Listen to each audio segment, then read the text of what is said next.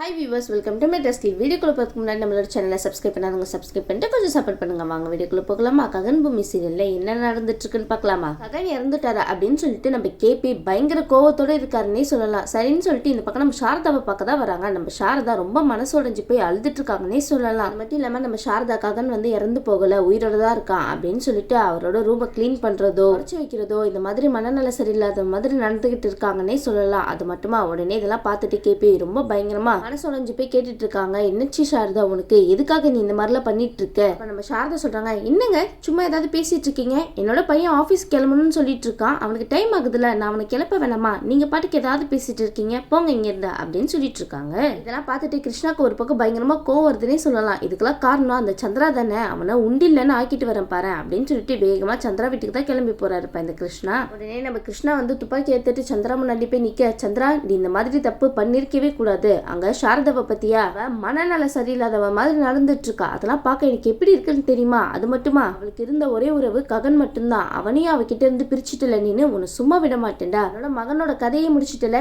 இப்போ நான் உன்னோட கதையை முடிக்கிறேன் பாரு அப்படின்னு சொல்லிட்டு ஷூட் பண்ணலான்னு வரும்போது நம்ம பூமி தடுக்கிறாங்கன்னே சொல்லலாம். மாமா வேணாம் மாமா, தயவு செய்து இந்த மாதிரிலாம் பண்ணாதீங்க, நான் ஏற்கனவே ககனை இழந்துட்டேன், அது மட்டும் இல்லாம எனக்கு இருக்கிற ஒரே ஒரு பந்தம் எல்லாமே வந்து அப்பா மட்டும்தான், அவரும் இல்லைன்னா இந்த உலகத்துல சொந்தம் சொல்லிக்க எனக்கு வேற யாரும் இருக்க மாட்டாங்க மாமா, தயவு செய்து அவங்களை விட்டுருங்க அப்படின்னு சொல்லிட்டு நம்ம பூமி பயங்கரமா கெஞ்சிட்டு இருக்காங்கன்னே சொல்லலாம். நம்ம கேபி கிட்ட அப்ப நம்ம கிருஷ்ணா சொல்றாங்க, என்ன பூமி, என் ககனோட கதையை முடிச்சவங்கள நான் சும்மா விட்டுருவேனா என்ன? இல்ல பூமி, நீ சொல்றதெல்லாம் என்னால ஏத்துக்க முடியாது, என் பையனோட கதையை முடிச்ச இவனை என் கையாலேயே அவன் கதையை நான் முடிக்கிறேன்னா இல்லையான்னு மட்டும் பாரு அப்படின்னு சொல்லிட்டு ரொம்ப புடிவாதமா இருக்காருன்னே சொல்லலாம். உடனே வந்து பூமி சொல்றாங்க, போதும் மாமா நிறுத்துங்க, அதான் சொல்றல ககனை அப்பா ஷூட் பண்ணல, ககனை ஷூட் பண்ணது அந்த சூர்யா தான் அப்படின்னு சொன்ன உடனே கிருஷ்ணா அதை நம்பவே இல்ல. உடனே பூமி கிட்ட சொல்றாங்க, இங்க பாரு பூமி, நீ உங்க அப்பாவை ரொம்ப கண்மூடித்தனமா நம்பிட்டு இருக்கேன்னு நினைக்கிறேன். அப்பா சந்திராக்கு ககன் மேல எவ்வளவு கோவம் இருக்கு தெரியுமா? அது மட்டுமா அவருக்கு எப்படியாவது ககனை தீர்த்து கட்டிட்டு உனக்கு வேற ஒரு மாப்பிளைய பார்த்து கல்யாணம் பண்ணி வைக்கணும், அதுதான் அவரோட எண்ணம் கூட, அவர் சொன்ன மாதிரியே சாதிச்சுட்டார்ல அப்படின்னு சொல்லிட்டு பயங்கரமா கோவம் அடைறாங்கன்னே சொல்லலாம் நம்ம கேபி. அது மட்டும் இல்லாம இந்த பக்கம் நம்ம அபூர்வா வேகமா வந்து கிருஷ்ணா கையில இருக்கிற துப்பாக்கியை வாங்கிட்டாங்கன்னே சொல்லலாம். வாங்கினது மட்டும் இல்லாம பயங்கரமா டைலாக்லாம் விடுறாங்கப்பா,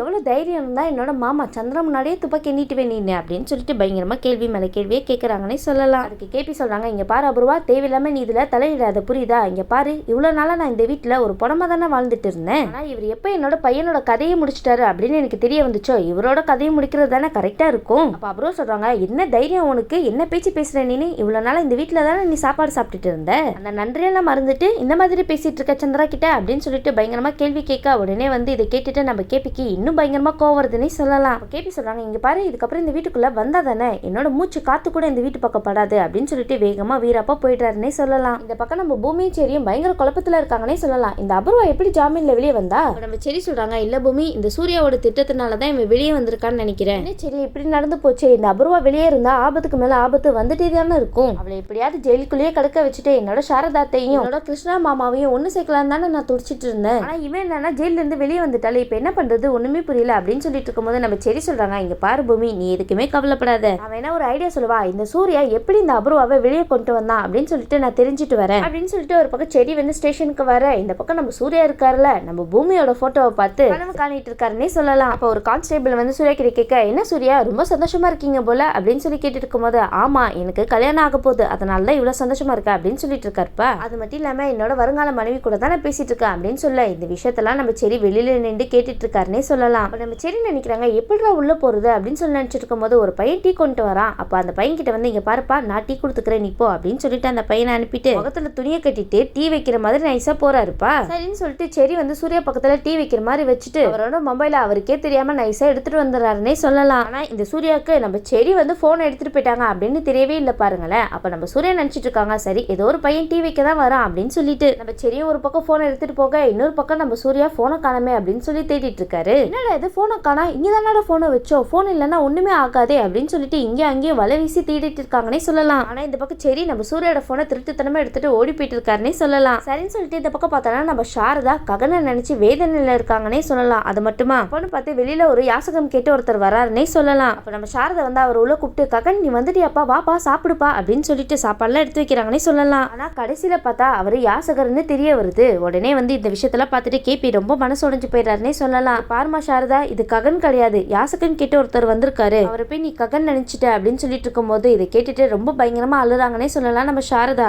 நம்ம சாரதா வந்து கத்தி பயங்கரமா அழுறாங்கன்னே சொல்லலாம். ககன் ககன் நீ எங்கப்பா இருக்க, சீக்கிரமா இந்த அம்மாவை தேடி ஓடோடி வாப்பா, இந்த அம்மா உனக்காக தான் காத்துட்டு இருக்க அப்படின்னு சொல்லிட்டு பயங்கரமா ஓன அழுறாங்கன்னே சொல்லலாம். அப்போன்னு பார்த்து இந்த சைடு நம்ம ஆகாஷ் டான்சர் தான் காமிக்கிறாங்கன்னே சொல்லலாம். நம்ம ஆகாஷோட என்ட்ரி பார்க்கணுமே, டான்ஸ் என்ன சாங் என்ன பயங்கரமா என்ஜாய்மெண்டோட என்டர்டைன்மெண்டோட வந்துட்டு இருக்காருன்னே சொல்லலாம். அது மட்டும் இல்லாம இந்த ஆகாஷ் தான் ககனா இருப்பாரோ அப்படின்னு சொல்லிட்டு தோணுதுன்னே சொல்லலாம். அடுத்ததா பார்த்தோன்னா இந்த சாரதா ககனை பத்தி நினைச்சு அழுதுட்டு இருக்காங்கன்னே சொல்லலாம். உடனே கேபி வந்து பூமி கிட்ட சொல்றாங்க, இங்க பாருமா அத்தை சாரதா ககனை நினைச்சு இந்த மாதிரி அழுதுட்டே இருந்தான்னு வச்சுக்கோங்க, கடைசியில பைத்தியம் ஆயிடுவா, எனக்கு அவளோட நிலைமை நினைச்சு ரொம்ப பயமா இருக்கு அப்படின்னு சொல்லிட்டு இருக்கும் போது இந்த பக்கம் நம்ம பூமி சொல்றாங்க, இங்க பாருங்க மாமா, அத்தைக்கு இருந்த ஒரே சொந்த பந்தம் சொல்ல போனா ககன் மட்டும்தான், ககன் இந்த உலகத்திலே இல்ல அப்படின்னு சொல்லிட்டு நம்ம அத்தையினால ஏத்துக்கவே முடியல, அதனால அவங்க ரொம்ப டிப்ரெஷன்ல இருக்காங்கன்னு நினைக்கிறேன் அப்படின்னு சொல்லிட்டு நம்ம பூமி வந்து கேபி கிட்ட சொல்ல உடனே கேபி சொல்றாங்க, சரிம்மா இப்ப என்னதான் பண்றது, இவளை இதே மாதிரி நிலைமையில விட்டுட்டு இருக்க முடியுமா சொல்லு அப்படின்னு சொல்லிட்டு இவர் ஒரு பக்கம் கேட்டுட்டு இருக்க, இன்னொரு பக்கம் நம்ம சாரதா இல்ல ககன் இல்லாத உலகத்துல நம்மளால வாழவே முடியாது அப்படின்னு சொல்லிட்டு தப்பான முடிவு எடுக்க போறாங்கன்னே சொல்லலாம். இந்த பக்கம் நம்ம செரி சூர்யாவோட போனை எடுத்துட்டு வந்துட்டு பூமி கிட்ட கொடுக்குறாங்கன்னே சொல்லலாம். உடனே பூமி சொல்றாங்க, சூப்பர் செரி, இப்படி செரி சூர்யாவோட போனை எடுத்து அப்படின்னு சொல்லி கேட்டுட்டு இருக்கும் போது அதுக்கு நம்ம செரி சொல்றாங்க, அதெல்லாம் அப்படிதான் பூமி, சூர்யா என்ன தில்லுமுள்ளு வேலை பண்ணிருக்கான் அப்படின்னு சொல்லிட்டு நம்ம தெரிஞ்சுக்கணும், அது மட்டும் இல்லாம இவனோட போன்ல கண்டிப்பா எல்லா எவிடன்ஸும் இருக்கும் அப்படின்னு செரி சொல்லிட்டு இருக்கும்போது கரெக்டா அந்த இடத்துக்கு அபூர்வா வராங்கன்னே சொல்லலாம். அப்ப அபூர்வா கேக்குறாங்க, என்ன பூமி இவ்வளவு சீக்கிரமா ஜெயில இருந்து வெளியே வருவேன்னு நீ எதிர்பார்க்கவே இல்லைல்ல அப்படின்னா அபூர்வா சொல்ல, இந்த பக்கம் நம்ம பூமி சொல்றாங்க, இங்க பாரு அபூர்வா, எனக்கு நல்லாவே தெரியும் நீ ஏதாவது தில்லுமுள்ளு வேலை பண்ணி தான் வெளியே வந்திருப்பேன்னு, அது மட்டும் இல்லாம அபூர்வா உண்மையை ரொம்ப நாள் மறைச்சு வச்சிருக்க முடியாது புரியுதா, ஒரு நாள் இல்லைன்னா ஒரு நாள் உண்மை வெளியே வந்து மொத்தமா நீ ஜெயிலுக்குள்ளேயே இருக்கிற மாதிரி ஒரு நிலைமை வரதா போகுது அப்படின்னு பூமி சொல்ல உடனே வந்து அபூர்வா சொல்றாங்க, சரி சரி நான் மாட்டிக்கிறதெல்லாம் இருக்கட்டும், உன்னோட வாழ்க்கையை பத்தி நினைச்சு பாத்தியே இல்லையா, இந்த பக்கம் பாவம் ககனோட கதையும் முடிஞ்சு போச்சு, இதுக்கப்புறம் உனக்கு யார் பூமி இருக்கா அப்படின்னு சொல்லி கேட்க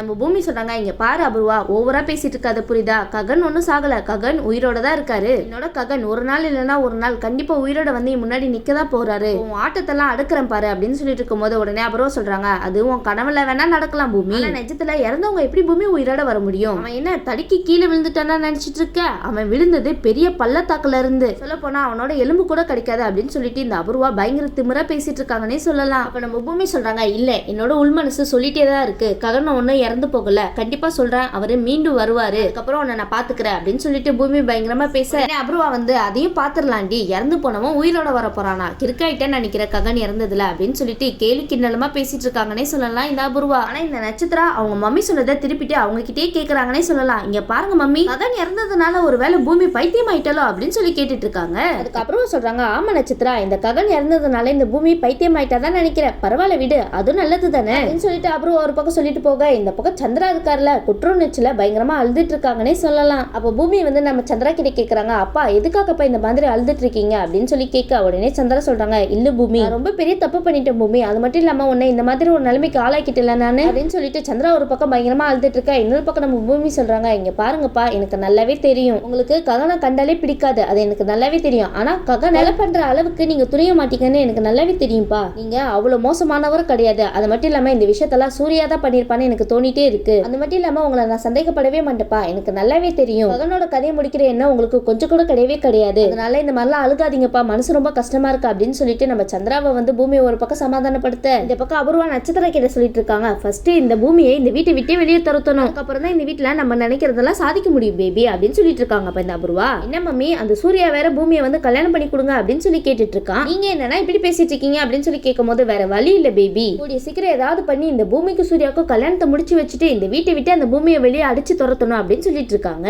ஆனா ஒரு விஷயம், இந்த அபூர்வா என்னதான் பிளான் போட்டாலும் சூர்யாவும் பூமி கல்யாணம் பண்ணிக்கவே மாட்டாரு, அது நம்ம எல்லாருக்குமே நல்லாவே தெரியும், மட்டும் இல்லாம இந்த அபூர்வா சூர்யாவுக்கும் பூமிக்கும் கல்யாணம் பண்ணி வைக்கணும் அப்படின்னு சொல்லிட்டு ஒரு திட்டத்தை போடுறாங்க, கண்டிப்பா நடக்கவே நடக்காது, சரியா அபூர்வா ட்ரை பண்ணுங்க பாப்போமே, உங்க பிளான் திடீர்னு ஒர்க் அவுட் ஆச்சுன்னா என்ன பண்றது, வெயிட் பண்ணி பார்க்கலாம். இந்த வீடியோ உங்களுக்கு பிடிச்சிருந்துச்சுன்னா மறக்காம மேட்டர் ஸ்டைல லைக் பண்ணுங்க, ஷேர் பண்ணுங்க, சப்ஸ்கிரைப் பண்ணிடுங்க. தேங்க்யூ.